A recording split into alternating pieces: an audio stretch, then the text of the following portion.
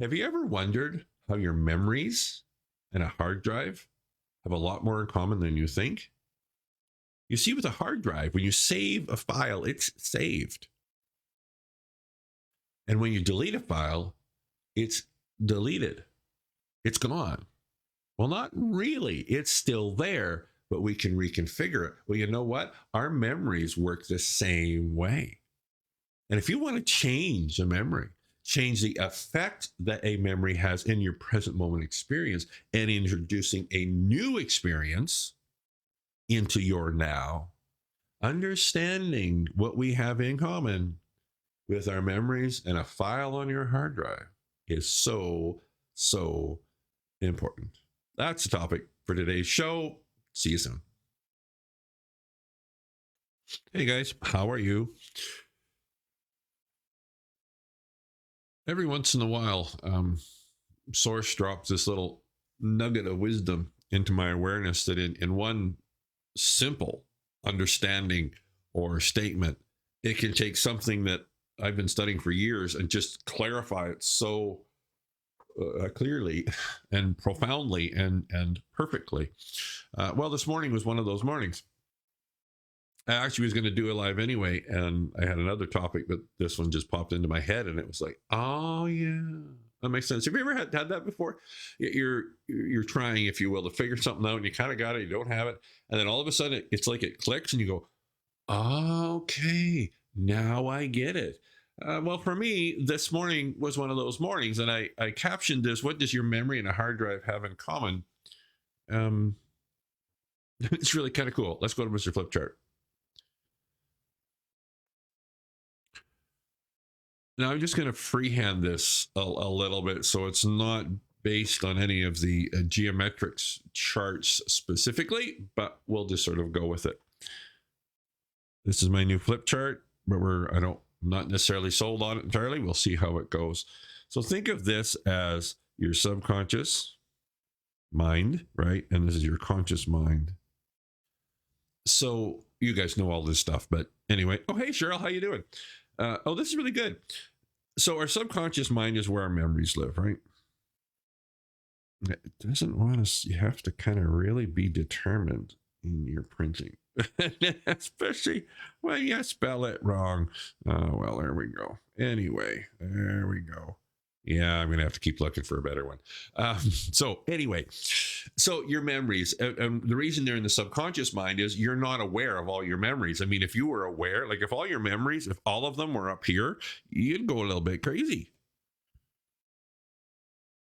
because you have an infinite number of memories. So your memories are outside of your awareness or in your subconscious. And then, of course, your conscious mind.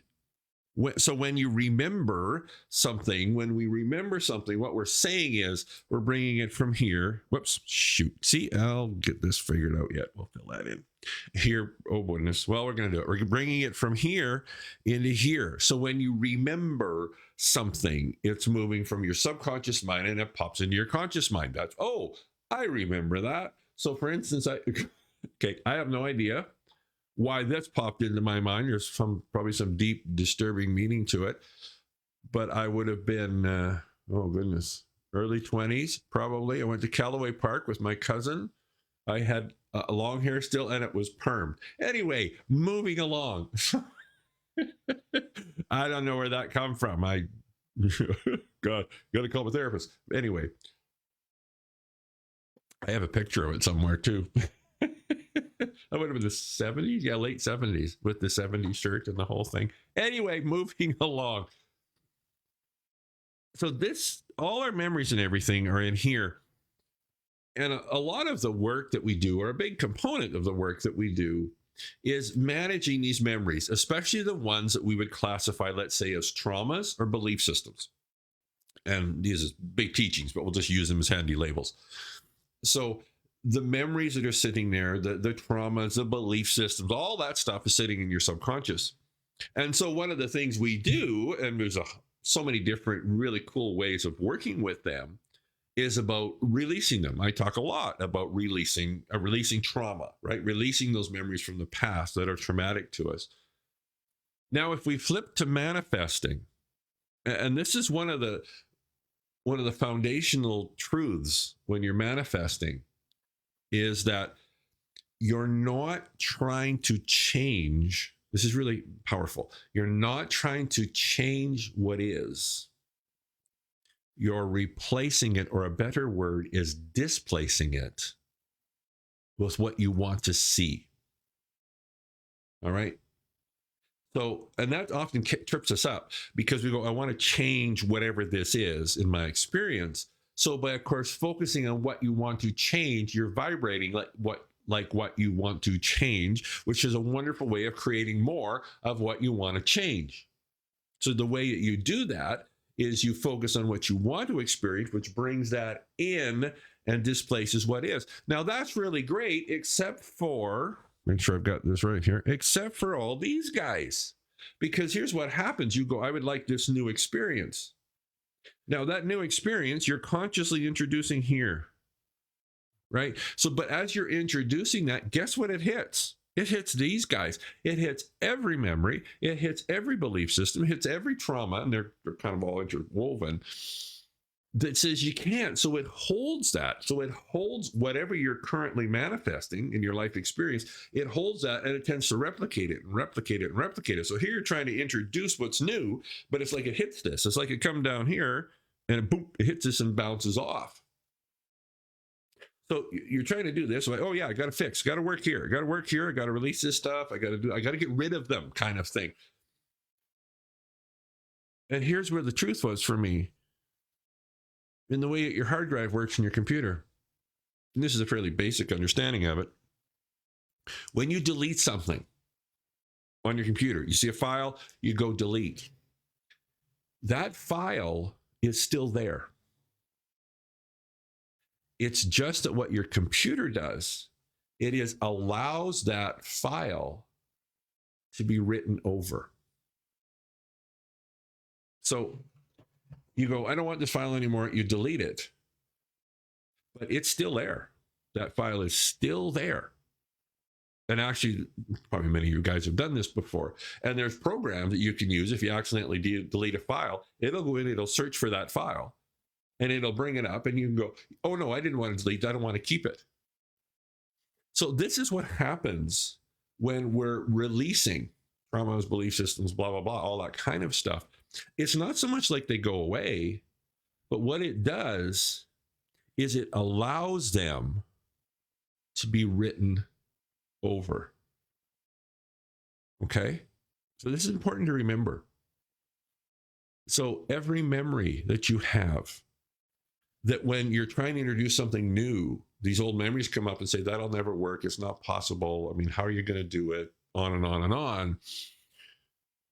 The reason, oh, this is good. The reason they're doing that is because you haven't flicked the little switch that allows that file, that belief system, that memory to be essentially written over.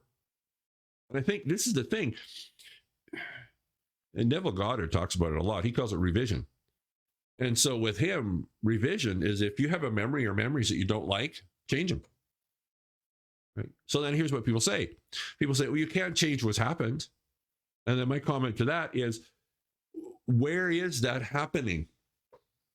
So this memory happened. This event happened. Every time I tried it before and it didn't work, happened. On and on and on. Okay, where is that? Right? People say you can't change the past. Where does the past live? The past lives in you. It lives right here. And these memories outside of your awareness, but they're your memories. See, that's the thing. That memory is yours. It might have other players in it, but that memory is yours. And in order to overwrite that memory with something new, what we're doing is, as we're doing our releasing work, whatever that looks like, your self-healing work, on and on and on, you're not getting rid of it, but you're flicking the switch, which allows it to be written over. Does that make sense? So initially, when you're doing that healing work, you don't have to get rid of them. And this is really interesting. You kind of probably have to listen to this a few times. Well, and yeah, well, for sure. Depending on where you're watching this, so Cheryl says new scientific evidence suggests that some memories are passed down through our DNA. 100%. And of course, DNA is a whole really interesting field as well. So, kind of the way I frame that in my understanding is, if I got to get a better flip chart. This one's kind of clunky, but so there's your Joe Dispenza. There you go. Oh, hey, Eva, how you doing? Holy smokes, great to have you show up. Just Google Joe Dispenza because he does tons of work with DNA and changing DNA and things like that. So by changing the non-physical, it changes the physical, which can be evidenced through in DNA. And I think that's the thing, right? Because I was going to say because our non-physical world creates the physical expression of that world, if you create the non-physical, then the physical should reflect that. And that's kind of the way I see it. So then what happens is when this stuff is passed down, it's passed down non-physically, which then is evidenced in a person's physical DNA. And I don't know. Yeah, I think I did a TikTok yesterday. We'll just maybe freestyle for a little bit. A TikTok yesterday, which is my TikTok is Ask the Wizard 60, because that's how old I am. And I talked about, it was a scene out of Men in Black, the first one, when Will Smith just discovers there's aliens. And Tommy Lee says, 1,500 years ago, everybody knew that the sun revolved around the earth. And 500 years ago, everybody knew the earth was flat. And he says, 15 minutes ago, you knew that you were the only intelligent species on earth, sort of thing. And that's what I was referring to there, is what we know today can be totally different tomorrow. And so to be always open to an absolute that's absolute today might not be tomorrow, might not be 15 minutes from now. I think that's so powerful, right? I'm sure we have no ideas. Yeah, thanks, Cheryl. That's so true. We have no idea how powerful we are. And so much of our journey is figuring that shit out, right? Kind of discovering who we are in so many ways. So when you have these old memories and you're doing your self-healing work and releasing work, again, however you choose to frame that, you don't have to get rid of the memory. And maybe initially you'll still be aware of it. But what you're doing is you're flicking that switch so it allows that memory to now be written over. More accurately, the energy that created that memory to be reconfigured. Because on a computer, when you've got a Word document or something and you delete it, that document is still there. So those little particles, wrong word for it, on your hard drive are still, electrons are configured in that file. But you flick the switch.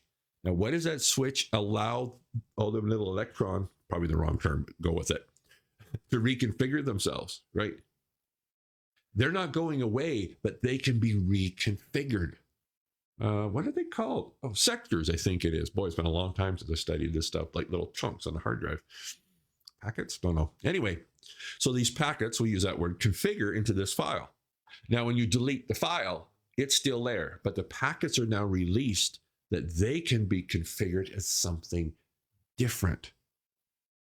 I've had this happen before in the old days when your computer would crash, you'd lose your files and stuff. And if you needed to get them back, don't do anything on your computer. Just start that restore program to find them. Why? Because that file now is open to be reconfigured. And if you were working on your computer, your software could go, oh no, we can use those packets and create something else. A reframe. Yeah. Oh, well, yeah, absolutely. Very well put. You bet. They call it a reframe, Cheryl says. And so it can be reconfigured to something different. So, and I'll kind of wrap with this probably, but here's a traumatic memory, here's a memory, here's a belief system. As we do our work, understanding that the packets, if you will, that created are there. When we release it, we flick the switch so those packets can be reconfigured. We still might be aware of them, right? This is the first part of the process, or they kind of work in unison with each other. They can still be reconfigured, but now they can be reconfigured. And these packets that created that memory, especially the traumatic ones, that when you think of it, you go, oh, when you think of it, it's like, yes, this can never happen, all that kind of stuff. Those can be changed into something different. Okay, so now this is where our focus is on introducing what we want to experience, right? That's why for me, that and the folks that are watching this is so perfect because you guys do this a lot. Self-healing or a healing work, however you want to frame that, is an essential part of manifesting. Because you can introduce and do all the affirmations, do all this shit, right? But it's got to rewrite all these files, right, in your subconscious. Memories create belief systems, right? It's got to rewrite all those. So if those are locked, it's not going to be able to rewrite them. It's just going to bounce off the top. I don't know if you remember diskettes. Some of you may remember the diskettes, and there was a little switch. What are they? They're about yay big. Can't remember what they call them now. And there's a switch, and if you flick the switch, you couldn't overwrite it. It wouldn't let you do it, right? Just wouldn't do it. So you could try and save. It wouldn't do it. So that's what happens with these memories and these belief systems. We open them up to be reconfigured. Then, now when we introduce what we want to experience, it can actually take that old memory, belief, whatever, and reconfigure it into something brand new. And guess what happens? There is no sign of that old memory, that old belief system left. Why? Because the packets, I'll use that word, that created it have now been configured to create something different. That used to happen on the computer. If I accidentally deleted something and I didn't get to the restore program soon enough, that file, yes, eliminate the roadblocks. Absolutely, right? Oh, I got another thought about that. That's very good, Cheryl. So Cheryl says, yes, eliminate the roadblocks.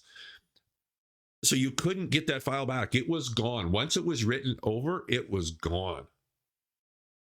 And I think that's the thing that Neville talks about is with the revision, is you're changing that memory. And you're changing, more importantly, you're changing the influence that memory has in your present moment experience. So when you're introducing something new, as Cheryl says, there's not that roadblock that keeps bouncing it off, right? Or you notice a little bit of a change, but it's partial and it's temporary. Why? Because you haven't released this file, which is why self-healing work, working with your healing practitioners, receiving, giving, all that cool stuff is so powerful because it allows those to be written over. And it really, really, really is not about changing what is. It's about releasing what is. And actually, more accurately, it's about releasing what was, because what was is what's creating what is. Our job is to release those and introduce what will be. And so for me, that was so powerful. When Source dropped that into me was just, I don't know, whatever, an hour ago or something like that. Was that those memories might still be there and you might still be aware of them. But as you continue to do your work, both releasing and introducing, those switches flip. And that same information that held you back is now being reconfigured into something that will propel you forward. Thanks for tuning in, guys. As always, I appreciate you guys so much. Share. We're all in this together. As I repurpose these and I put them on YouTube and other spots, I'm now, so see you guys on the web. I'm now going to do just a short summary that I do, and then I clip it and put it at the beginning. Okay, so thanks for tuning in. Oh, thanks, Cheryl. I appreciate that so much. Thanks for joining in on the conversation. It's man, the isolation. Yeah, I'll use that word over the last however many years it's been. I don't know about you guys, it's been rough. So to be able to connect even this way, I appreciate it so very much. All right, guys, I'm going to do the summary, which will be the intro.